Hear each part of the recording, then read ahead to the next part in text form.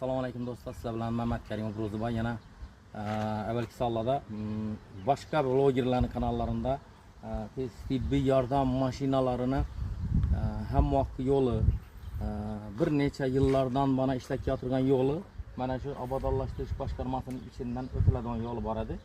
Shu yo'lni obodonlashtirish boshqarmasini paxtasidan bekladilardan tez tibbiy yordam yo'lini ildilar. Tez tibbiy yordam haydovchilari hozir binoni Aryan tarafında aholini o'rtasidan o'tadi, aholini o'rtasidan o'tadigan yo'lda o'tib turibdilar. Masalan, chaqiruvlar, srochniy chaqiruvlar bo'lib qoladi. Shu vaqtida biz qiynalamiz. Masalan, aholida shuda yashovchi fuqarolarning bolalari o'ynab yurgan bo'ladi. Yana bizani eng o'ylantirib qo'yadigan narsa mashinalarni ko'p qo'yadilar. Darvozadan chiqqan yerda tez tibbiy yordam mashinalarini taksistlar adlarini to'sib qo'yadi. Bir o'zlarimizda bir eng ajoyib hamma o'tadigan yo'limiz bor edi. Buni ham ilk tashadilar. Men buni chiqarishimdan maqsad bu ya bir men o'zimni mashinamda kelib ketishim uchun emas, xalqni manfaatini o'ylab aytib turibman buni. Bu tez tibbiy yordam faoliyatimizga to'sqinlik qilib turganliklari sababli men evvelki sonlardan chiqqanman, evvel ham aytganman bu temada bir necha marta aytib kelyapman. İltimos mutasaddilar, tuman hokimi sizdan iltimos. Mana shu yo'lni açışa amaliy yordam bering.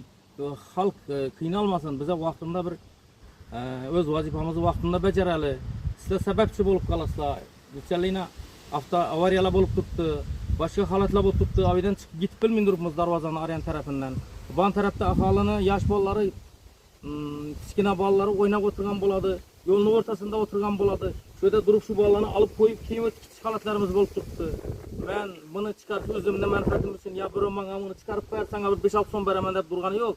Men faqat xalq uchun aytib turibman buni. Tez tibbiy yordam faoliyatini to'sqinlik etmanglar, iltimos sizlardan. Shu yo'lni ochib beringlar, ochtirib beringlar. Men avvalam chiqdim, avvalam boshqa blogerlarning kanallarida chiqdim buni yani. Bu masala bo'yicha. Lekin bilmayman, natija bo'lmay turibdi.